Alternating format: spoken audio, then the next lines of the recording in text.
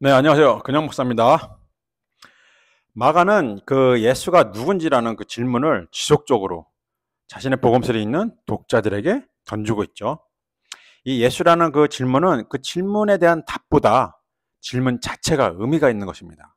왜냐하면 그 답은 믿음의 영역이죠.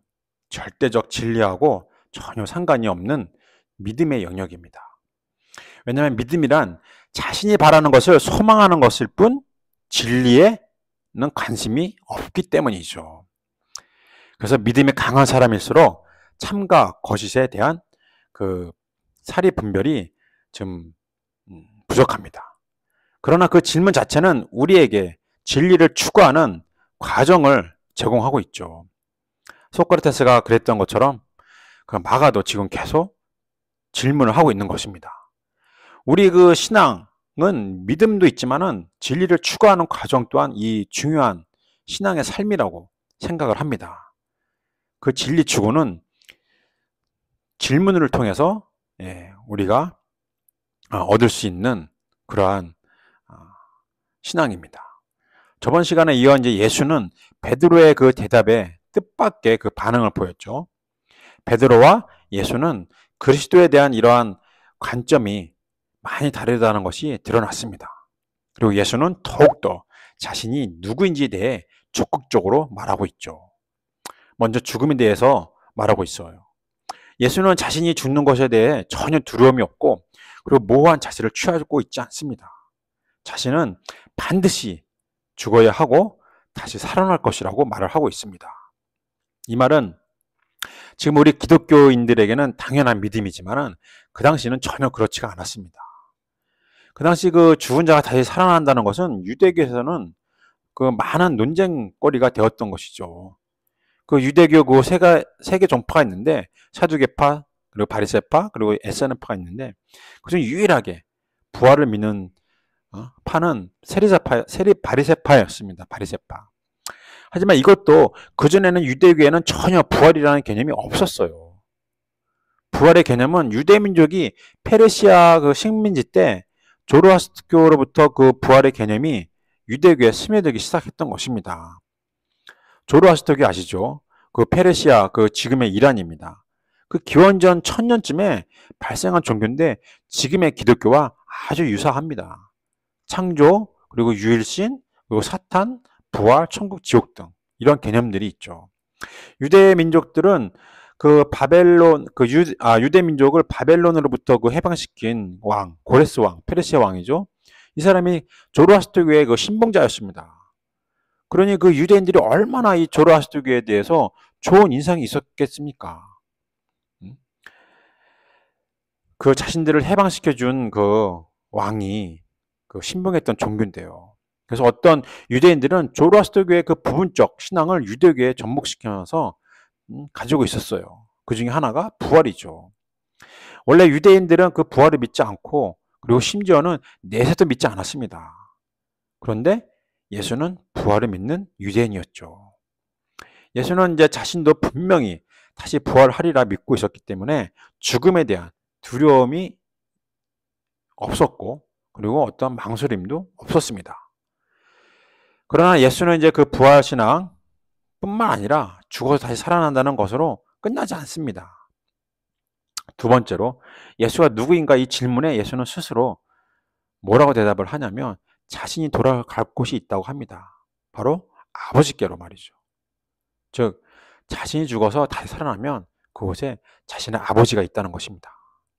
그러니 예수는 예수가 부르는 그 아버지의 아들인 꼴이죠. 이것이 예수는 누군가에 대한 예수의 답변입니다. 그러면 이제 예수의 이러한 그 신앙, 이러한 믿음은 또 어디서 왔을까요? 예수는 유대인으로 그 바벨론, 그리고 페르시아, 그리스, 그리고 로마의 지배를 받아오면서 여러 나라의 그 사회, 문화, 종교의 영향을 받아온 그 환경에서 태어나고 자랐던 사람이었습니다. 신약 성경이 그 원래는 헬라어로 되어 있죠. 지금의 그리스어인데 그 마가는 이 헬라 문화에서 자란 사람으로서 헬라어에 굉장히 능숙한 사람이었습니다. 그래서 베드로의 그 통역사로도 활동을 했죠. 그러니 그 신약 성서가 그 헬라어로 기록되었으니 그 밑바닥 정서가 헬라니즘에 깔려 있다 해도 과언이 아니죠. 한 예로 사도 바울의 그 천국 개념도 헬라의 그 문화에서 온 것입니다. 그리스 신화에서. 아무튼 간에 유대교에서는 도저히 믿을 수 없는 이런 사상들이 예수로부터 지금 나오고 있다는 것입니다. 그중 가장 심한 것이 바로 신을 자신의 아버지라고 한 것이죠. 유대교에서는 상상도 할 수 없는 그러한 종교적 믿음이었죠. 예? 그래서 그것 때문에 죽지 않았습니까? 근데 헬라 문화에서는 너무나 자연스러운 그냥 이야기입니다. 신이 인간처럼 결혼도 하고 자식도 낳고 싸우고 질투하고, 예? 그리스 신화에서는 아주 일상적인 이야기잖아요. 그래서 오래전부터 이제 그 유대교 지도자들은 이러한 자신의 민족들이 자유분방한 이러한 생각을 하고 철학을 하고 신앙을 하고 그 문화가 난무해지자 유대교의 그 전통을 지키려고 무단히 노력을 하였습니다. 그래서 우리는 그거를 하시즘이라고 부르는데, 그래서 이것으로 해서 세계 종파가 생겨난 것입니다. 사두개파, 바리새파, 에세나파가 생겨난 것입니다. 그 헬라니즘으로부터 그 자신들의 정통을 지키기 위해서, 종교적인 전통을 지키기 위해서 말이죠. 바리새파는 이러한 자유분방한 그 유대 민족들에게 율법이라는 것을 만들어서 거기에 족쇄를 채워서 하나님을 섬기는 매뉴얼을 제공하였습니다. 그 와중에 예수가 나타난 것이죠. 하나님이 자신의 아버지라고 하면서 말이죠. 그래서 그들 눈에는 예수가 사람을 선동하고 다닌다고 생각을 했던 것입니다. 그리고 이제 마가복음서에 나오는 그 예수를 보면은 그 예수 그 500년 전에 그리스의 한 철학자가 생각납니다. 바로 소크라테스인데 너무나도 비슷한 삶을 살았습니다. 알다시피 그 소크라테스는 죽음을 두려워하지 않고 자신이 믿었던 영혼 불멸을 믿으며 그 영혼을 위해 스스로 죽음을 자초합니다. 그 예수는 그 소크라테스의 모습을 재현하고 있는 것 같지 않습니까? 자신이 죽어서 아버지께로 돌아가기 위해서 스스로 죽음을 자초하고 있지 않습니까? 그리고 제자들에게도 자신이 그 가는 길을 따르라 설득하고 있지 않습니까? 누구든 나를 따르려면 자기의 그 십자가를 지고 따라야 한다. 즉 죽음의 길을 같이 가자는 것이죠. 소크라테스도 자신이 가는 그 죽음 뒤에 영원 분멸을 믿으면서 그 신앙을 그리스 청년들에게 설파하고 다녔던 것입니다. 예수도 똑같이 그 죽음을 통해서 영원한 아버지께로 간다고 전파하고 있는 것이죠. 특히 뭐라 그랬습니까? 자신과 자신의 말을 부끄러워하면 예수의 아버지도 그들을 부끄러워할 것이다. 즉 예수의 그 아버지께로 갈 수가 없다고 하는 거죠. 소크라테스 또한 그 사람들이 무지하다는 것을 일깨우기 위해서 얼마나 많은 토론도 하고 질문을 하면서 그들의 무지를 일깨우려고 노력을 했습니까? 헬라니즘 그 문화는 예수 당시는 유대 지역뿐만 아니라 중동이나 유럽 전 지역에 아주 우월적인 위치로 자리를 잡았습니다. 특히 이제 유대 민족은 지속된 그 식민지 역사로서 그 많은 문화를 받아들이면서 자신의 색깔대로 자신의 그러한 그 영향받은 문화들을 변화시키면서 습득을 했죠.